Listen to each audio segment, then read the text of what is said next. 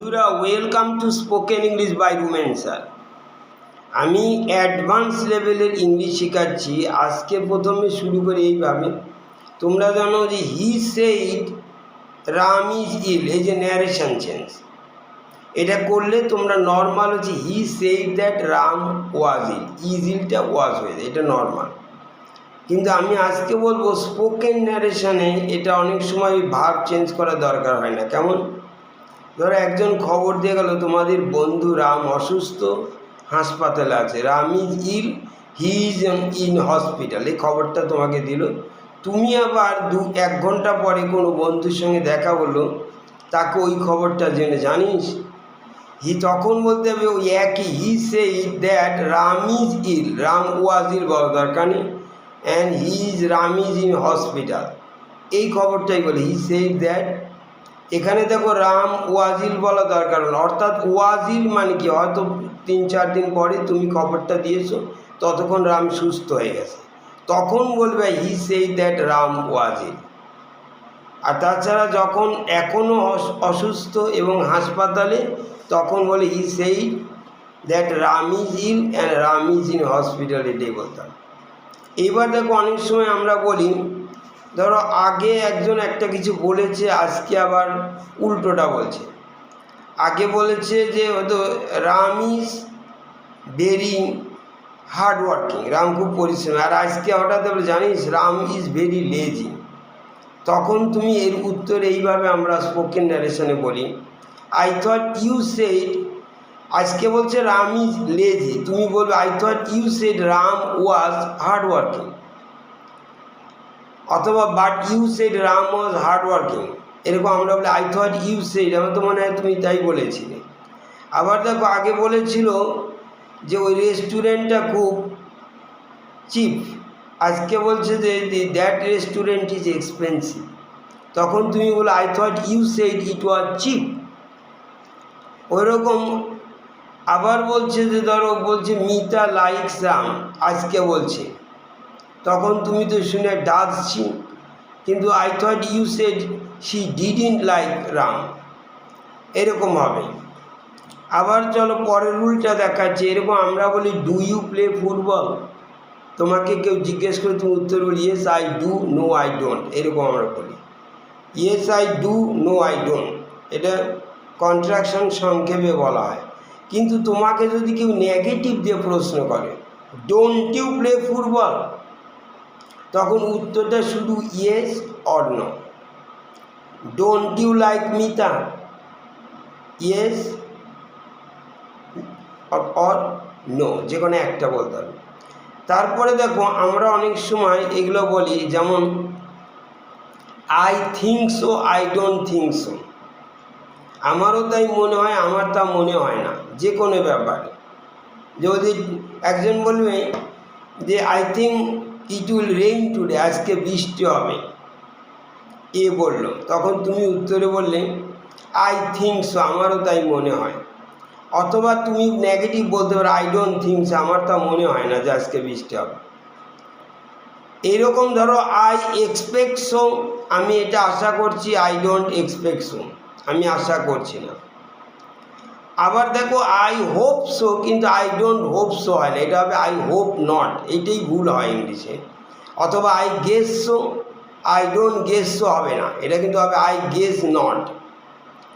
কিন্তু I suppose so, I suppose so মানে ধরে নাও, আমি ধরে নিচ্ছি, এটা আই সাপোজ সো। আর আই ডোন্ট সাপোজ সো দিলেও হবে। এবার লক্ষ্য করে আমি আবার বলছি, তোমাকে যদি কেউ জিজ্ঞেস করে আর দোজ পিপল ইংলিশ, ওরা কি ইংলিশ, তুমি বলে আই থিঙ্ক সো বা আই ডোন্ট থিঙ্ক সো। কিন্তু যদি বলি ইট উইল রেইন টুডে, তুমি বললে do you think it's going to rain today, আজকে বৃষ্টি হতে চলেছে, তোমার মনে হয়? তুমি হয়তো বললে আই হোপ সো, আমি আশা করছি, অথবা আই হোপ নট, কিন্তু খবরদার বলো না আই ডোন্ট হোপ সো, বলবে I hope not. I guess so, I guess not বলতে হয়। আর যেমন I think Ram is coming today, তুমি বলে আই এক্সপেক্ট সো, আমি সেটাই আশা করছি। আই ডোন্ট এক্সপেক্ট সো, আমি সেটা আশা করছি না। এবার চলো তারপরের চ্যাপ্টার, এবার আমি দেখো আমরা ট্যাগ কোশ্চেন আগে শিখিয়েছি, যেমন কীরকম মনে হচ্ছে যে ট্যাগ মানে কারো মতামত জানতে। যেমন আমি যদি Ram is a good boy, Ram ছেলেটা ভালো, ইজিন্ট হি, তাই না? তুমি হলো ইয়েস হি ইজ। অর্থাৎ পজিটিভ সেন্টেন্সে নেগেটিভ ট্যাগ, এইগুলো নর্মাল ট্যাগ মারা শিখেছ। আবার Ram is not a good boy, is he, এরকম আগে পড়িয়েছি। আজকে অ্যাডভান্স লেভেলে বলবো, এই তিনটে খুব থাকে পরীক্ষায়। সেটা কী ধরনের? যেমন এরকম ট্যাগ মারা কারো মতামত জানে, বলে let's go for a walk, এই বন্ধু তোমাকে বলে চলো হাঁটতে যাই, let's go for a walk. Tag মারলে শ্যালুই গো ফর এ ওয়াক, এরকম শ্যালুই দিয়ে তোমাকে ট্যাগ মারতে হবে। দেখেছো, লেট দিয়ে থাকলে শ্যালুই হয়। আবার ওপেন দি ডোর যখন ইম্পারেটিভ সেন্টেন্স হয় তখন উইল ইউ বলতে হবে, দরজাটা খুলে দাও, open the door, will you. আবার ডোন্ট ওপেন দি ডোর, এটাও উইল ইউ হবে। এরকম আমি ডোন্ট বি লেট, দেরি করবে না, উইল ইউ। আমরা এরকম ইম্পারেটিভ সেন্টেন্সে এইভাবে বলা হয়। আই অ্যাম লেট, এটা দেখো খুব ব্যর্থ, আমার দেরি হয়ে গেছে, এ বন্ধু বলছে I am late. Aren't I, এটা অ্যামটাই হবে না। পজিটিভ সেন্টেন্স নেগেটিভ ট্যাগ মনে আছে, এখানে অ্যামটাই না হয়ে হচ্ছে আর্নটাই, এটা দেখো ব্যতিক্রম, আর্নটাই। এটা খুব থাকে যে বলে না, অ্যামটাই হয় না, আর্নটাই, তাই না? আমার দেরি হয়েছে, আই অ্যাম লেট, আর্নটাই, এরকম হবে। এবার চলো আমি এরকম তোমাকে দুই রকমের ভাব শিখেছি। It's a very very important chapter. যেমন নর্মালি আমরা বলি পরপর দুটো ভাব দিতে গেলে মাঝখানে টু দিতে হয়। যেমন I want to go to school, I want to go, want একটা ভাব, গো একটা ভাব। I want to dance with Mita, want dance একটা ভাব, টু মিতা। কিন্তু ধরো এরকম একটা ভাব শিখেছো যার ফলে আমরা যেমন stop writing, stop to write হয় না, স্টপ ভার্বের পরে আরেকটা ভার্ব দিলে আইএনজি যোগ করতে হয়, স্টপ রাইটিং। তারপরে would you mind doing it, এরকম। আই হ্যাভ ফিনিশড ইটিং, এটা ভার্ব প্লাস আইএনজি যোগ করতে হয়, এই ক্যাটাগরি শুনেছো। আর নর্মাল তো ওইটা পরপর দুটো, I want to go, I want to eat rice, দুটো ভার্ব দিতে গেলে মাঝখানে টু দিতে হয়। এবার দেখো, তাহলে আমি প্রথমে দেখো ভার্ব প্লাস আইএনজি, যেগুলো ভার্বের পরে যেমন তুমি টু দিতে পারবে না। যেমন আই এনজয় টু ডান্স হবে না, এটা wrong English. I enjoy dancing with Mita, এনজয়ের পরে টু বসছে না। ওরকম আমি কয়েকটা ভার্ব যেমন enjoy, mind, stop talking, finish, I have finished eating, এগুলো আমরা শিখেছ। I suggested going to the cinema. কিন্তু আমি আরও এছাড়াও আরও ওই আগে 5টা ভার্ব শিখিয়েছি, আজকে আমি আরও 10টা ভার্ব দিচ্ছি নতুন করে। এদের পরে ভার্ব দিতে গেলে আইএনজি যোগ করতে হয়, এগুলো খুবই ইম্পর্ট্যান্ট, এগুলো ভুল ইংলিশ বলা হয় বা লেখা হয়। এবার লকর যেমন আমি 10টা ভার্ব এইভাবে দিচ্ছি, 5 জোড়া হিসেবে মনে রাখার টেকনিক শিখেছি। যেমন ডিলে, পোস্টপন, ডিলে মানে বিলম্বিত করা। He delayed doing this work, delayed to do আলে, delayed doing, delayed going. Postpone postpone মানে স্থগিত করা, ডিলে মানে বিলম্বিত করা। যেমন ফ্যান্সি, ইমাজিন, ফ্যান্সি আর ইমাজিন একই মানে, দুটো মানে কল্পনা করা। I imagine by fancy going there, ওখানে যাবে, by fancy dancing with Mita, fancy imagine করা, কল্পনা। তারপরে অপোজিট ওয়ার্ড দিচ্ছে আর 3 জোড়া। যেমন কনসিডার, অ্যাভয়েড, উল্টো। হি কনসিডার্ড হেল্পিং মি, সে আমাকে সাহায্য করার কথা কনসিডার করে। হি অ্যাভয়েডেড হেল্পিং মি, সে আমাকে অ্যাভয়েড করলে, এড়িয়ে গেল। কনসিডার, অ্যাভয়েড দুটোর পরই আইএনজি যোগ হবে ভার্ব দিলে। যেমন অ্যাডমিট, ডিনাই, হি অ্যাডমিটেড, সে স্বীকার করলো স্টিলিং মাই বুক। আর he denied stealing my book, deny মানে অস্বীকার করলো যে আমার বই চুরি করেছে। Admitted, deny, admitted stealing, denied stealing. আর হি মিস ডুইং বা হি রিস্ক ডুইং ইট, এরকম। এইভাবে আমরা এই ভার্বগুলোর সাথে আরেকটা ভার্ব দিলে আইএনজি যোগ করি। এবার দেখো আমি যেটা বলছিলাম ভার্ব প্লাস 2 প্লাস ভার্ব, এটা খুব ইম্পর্ট্যান্ট। এই ক্যাটাগরি আমি এখানে 7 রকম ধরনের দেখাচ্ছি। এটা ভেরি ভেরি ইম্পর্ট্যান্ট, কারণ এগুলো তোমরা ভুল করে সবাই। প্রথমে দেখালাম আমি one type, I want to dance, I want to গো, এটা শিখলে ওয়ান টাইপ কেমন। আমি আবার বলছি, I want to go to Kolkata, আমি কলকাতা যেতে চাই। আর আই ওয়ান্ট প্লাস এইটা হচ্ছে ওয়ান টু গো, আর I want Ram to go to Kolkata. Want plus আমরা বলছি এটা ভার্ব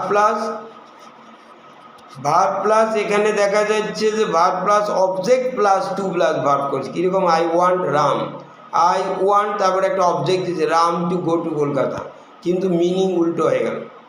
আই ওয়ান্ট টু গো আমি যেতে চাই, আই ওয়ান্ট রাম টু গো, আমি চাই রাম কলকাতা যাই। আবার I want Ram not to go to Kolkata, আমি চাই রাম কলকাতায় না যাক, এইরকম। আবার ধরো আরেকটা টাইপ আছে, যেমন এটাকে আমরা বলি টেল টাইপ। টেল কীরকম, যেমন আই টোল্ড, এটা কিন্তু অবজেক্ট দিতেই হবে। আই টোল্ড টু গো হয় না, এরকম কোনো ইংলিশ নেই। আই টোল্ড রাম দিতে হবে to go to Kolkata. I told Ram to come, I told Ram not to go, I told Ram not to do it, আমি রামকে বললাম এটা না করতে, এটা টোল টাইপ। তারপরে দেখো অ্যাডভাইস টাইপ। অ্যাডভাইস কী হয়, এটা 2 রকমের হয়। I advised buying this book, আমি এই বইটা কেনার উপদেশ দিলাম। আর I advised Ram to buy this book, তখন অ্যাডভাইস দিয়ে অবজেক্ট দিলে আবার টু দিতে হয়, I advised Ram to buy this book. তারপরে ধরো মেক টাইপ, যেমন মেক টাইপে কীরকম হয়, আই মেড রাম গো, মেডের পরে তখন টু বসে না। I made Ram do this work, আমি রামকে যে কাজটা করালাম, কিন্তু এটা আবার প্যাসিভে টু হয়। Ram was made to do this work, রামকে দিয়ে কাজটা করালাম।